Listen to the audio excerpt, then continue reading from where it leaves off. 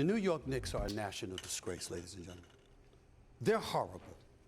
Tibbs. What is up, everybody? My name is Anthony from Knicks Nation, and today I'm going to get into a 2022-2023 New York Knicks preview. I'm going to get into all the players, all of the coaching staff, mainly Tom Thibodeau. Are the Knicks a top 6 team? Are they a play-in team? We shall see. Me personally, I think that the Knicks are a play-in team. I don't think that they're a top 6 team. Now that Donovan Mitchell going to Cleveland, you have the Bucks, you have the Nets, Celtics, 76ers.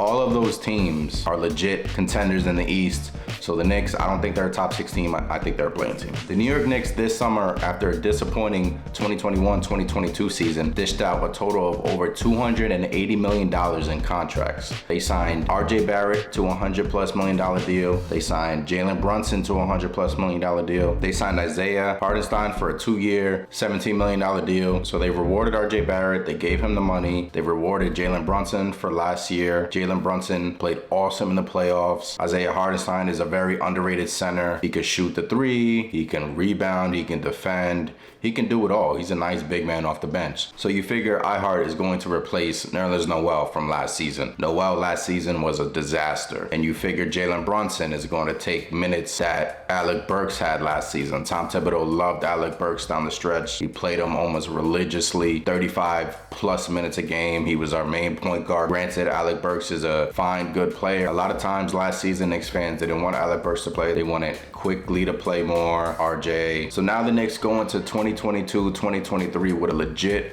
point guard, Jalen Brunson. Say what you want about Jalen Brunson. Say he's overpaid. Say he's undersized. Say he doesn't play defense. The kid can ball. And yes, I said kid. Jalen Brunson is only 26 years old. Brunson would also help RJ Barrett. Jalen Brunson would also help Julius Randle. Hopefully. Jalen Brunson will also push the pace. Last season, the New York Knicks were 29th in pace. That's almost dead last. They were a very slow team for most of the season. So Jalen Brunson would for sure help that out. He's a crafty point guard that can shoot, that can pass, and that can get to the lane. Jalen Brunson is a great pickup for the New York Knicks. You figure he plays about 35 minutes a game. You figure it takes him a while to mesh with the guys, maybe couple of weeks, but all in all, I think Jalen Brunson would be fine. He's one of the best point guards that New York has had in a while, and it's been a while. And New York fans are gonna get really excited when they see him take the floor in Madison Square Garden because Jalen Brunson is a special player. He's not flashy, but he can do the little intangible things, and that's what the New York Knicks need from a point guard. So in my opinion, as it currently stands, the starting lineup would be Jalen Brunson, I want Quentin Grimes, RJ Barrett, Julius Randle, and Mitchell Robinson. Now, would Tom Thibodeau start Quentin Grimes over Evan Fournier? That's a question that we will get the answer to when training camp comes in the next few weeks. I don't know. Look, Thibodeau loves his veteran players. Thibodeau likes to win. Ian Begley from SNY recently put out a story saying that a couple of teams that have been in touch with the Knicks recently think that they're not ready to pivot towards the youth movement. So that gives me some pause. Would I think Evan Fournier would start? I don't know. I don't know what Tom Thibodeau is capable of. I think he really wants to start guys that he thinks that would help him win games. And me personally, Evan Fournier is a good player, but he's not the starting shooting guard that you would like. Quentin Grimes can play defense. The Knicks drafted him with the thoughts that he can be the next starting shooting guard. So right now it's up in the air. We don't know if Grimes is going to start or Evan Fournier. Or look, there's still 2 weeks left before training camp. The Knicks still can turn around and trade Evan Fournier. We shall see. At small forward, you obviously got RJ Barrett. RJ Barrett is going into his 4th year. He's a great wing player. He's improved every season. We would like to see his efficiency go up a little bit. Last season, around the basket, he wasn't that efficient. I really think RJ Barrett can fix that. RJ Barrett, to me personally, is a good player. The Knicks, I'm happy that they locked him up for the next 4 years. Granted, yes, he was in rumors for Donovan Mitchell, whether you want to believe it or not, but as of right now, he's a New York Knick. And the New York Knicks should be very happy that they have RJ Barrett, because to me, he has a bright future in this league, and he's still young. He still has a lot of room to grow. So fans shouldn't be sleeping on RJ Barrett this season. I think RJ Barrett could be an all-star this season. In fact, I would like to challenge RJ Barrett to be an all-star this season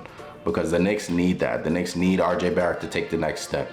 And I think he can take that next step. I think he has the tools to take that next step. And now that the Knicks have Jalen Brunson to go alongside of him, I think that would really unlock some of the things that we haven't seen from RJ yet. Next, you have your big men. You have Julius Randle and you have Mitchell Robinson. Now, Julius Randle, last season, he took a massive step back for the Knicks after having an all-star season the year before and carrying the Knicks to a 4th seed in the Eastern Conference. Look, in my opinion, Julius Randle is a good player. He's not a great player. He's not a superstar. The Knicks signed him to an extension with the thoughts that he was going to be their star, maybe their 2nd star, maybe their 3rd star. I wonder if the Knicks regret that contract now, is what I'm trying to say. Because Julius Randle, at this moment, his trade value, rumors have it that his trade value around the league is basically, you would have to attach something to his contract to get rid of him. To me, that makes no sense. You rather keep Julius Randle, you rather hope he bounces back. Obviously, the Knicks are gonna help him improve. The Knicks are gonna say the right things. When training camp opens up in a few weeks, I'm sure the Knicks are going to stand behind Julius and talk him up and make sure that he has all the tools that he needs to become a great player again. Whether you like it or not, the Knicks need Julius Randle to become the player that he was 2 years ago, because the player that he was last year is not the player that the Knicks need from Julius. They need a better version of Julius Randle. Look, Julius Randle has to improve in all factors, defensively, mentally, offensively. They need Julius to play well if they want to win. Look, if the Knicks want to win and compete in the East, and in my opinion, I think they do. The signing of Jalen Brunson, you don't sign Jalen Brunson if you don't want to win. The Knicks want to win. So they need Julius to become that player that he was 2 years ago again. And do I think that Julius can become that player? Only time will tell, but I hope so, for the Knicks' sake. I really do.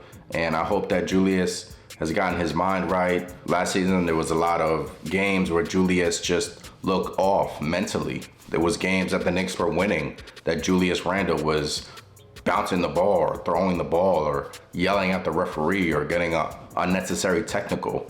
And that can't happen this season. Julius has to get his head straight. He has to get his mind straight. And he has to realize that the Knicks need him. He has to regain the trust of Knicks fans. If he wants to stay here in New York, if he wants to be a fan favorite, then he has to regain his trust by his play. He has to play well, because if he plays well, the Knicks do well. God knows that the New York Knicks need Julius Randle to play well. Now we move on to Mitchell Robinson, the starting center of the New York Knicks that got rewarded with a 4-year, $60 million contract from the team this offseason. Mitchell Robinson, homegrown player, drafted by the New York Knicks, fan favorite. Look, I think it was a good contract for a center. To me, in my opinion, Mitchell Robinson just needs to work on a few things. He needs to work on his free throws. His pick and roll defense can need a little work. And also, as I've said with every other player, as I've said with Grimes or Fournier, as I've said with Barrett, as I've said with Julius, I think Jalen Brunson can unlock something that we haven't seen from Mitch. I think Mitchell Robinson, with a legit point guard, with Brunson, I think that Mitch needs that. And I think that Mitch can take that extra step. I think that Mitch is motivated this season. Look, some fans think Mitch was overpaid. Some fans think that we should have paid him less or maybe moved on or included him in a trade. But look, he's on the team now, that he can be the center of the future, and the Knicks think that as well. And that's all that matters. He's part of our young core. He's part of our nucleus. He's part of that young nucleus that Knicks fans want to see blossom. I'm happy for Mitch. I'm happy that he's on this team. That's the starting 5. You have Brunson, either Grimes or Fournier. We don't know. We'll see when training camp opens up in a couple of weeks. You have Barrett, you have Randle, and you have Mitch. Now let's get to the starting bench unit, which I think that in my previous video, I said that the Knicks may have the best bench in the NBA. I think that their bench could be maybe top 5, top 10 in offensive efficiency, because you essentially have 5 players that could put the ball in the basket. You have Derrick Rose, Emmanuel Quickly, either Grimes, you have Cam Reddish that some fans want to see play. Look, the Knicks traded a protected first-round pick for Cam Reddish. You have OB, and you have iHeart. The one player who I think that the Knicks, if they were to make a trade next season, like let's say the trading deadline is approaching and they want to make a trade with a team, maybe get a draft pick back, maybe get a nice young player back, I think that Derrick Rose could be a nice trade piece headed to a contender. Look, Derrick Rose has done good here. The Knicks and Tom Thibodeau obviously love what Derrick Rose brings to the table. They love his leadership, his style of play. They love when he pushes the ball. This is why the bench unit succeeded when Derrick Rose was on the floor. This is why Obi Toppin missed Derrick Rose tremendously last season, because look, as I said earlier in the video, the pace of play, New York was one of the worst teams in pace of play last season. So when Derrick Rose came in the game, you know that the ball was moving. You know that the Knicks were playing up tempo. So Derrick Rose, look for him to be a trade piece next season. As he's on this team currently, he can help out the young players. He can help out quickly. The reason why I say look for him to be a trade piece is because he has a team option next summer. And with the emergence of Immanuel Quickley, if Immanuel Quickley takes that next step, that's huge for the Knicks. That's huge.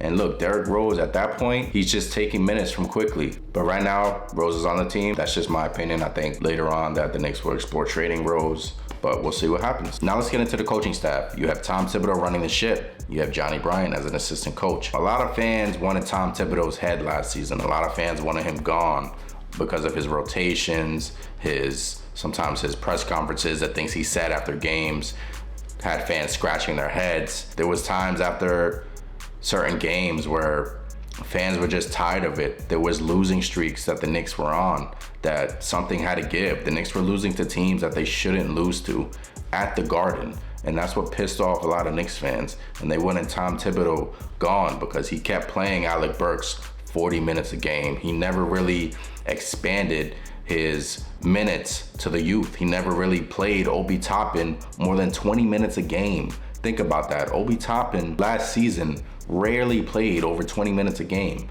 Obi Toppin's minutes were capped at about 15 minutes a game. That is ridiculous. Obi Toppin needs to play. Obi Toppin needs to play at least 20 minutes a game. And Tom Thibodeau realized that towards the end of last season. He said, look, I regret it. I regret not playing Obi. I regret not playing Obi a lot of minutes.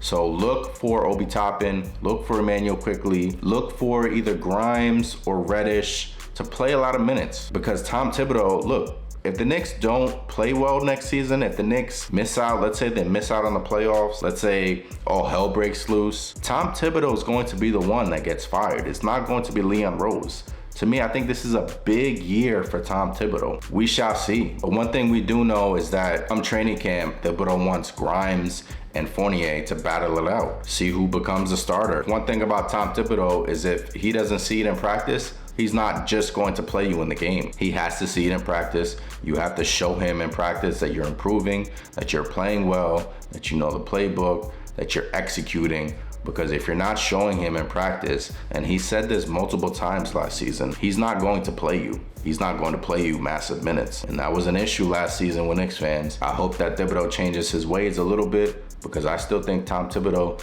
is a great coach. I think that Knicks fans can be a little bit unfair to him, but hey, that comes with the territory of being in New York.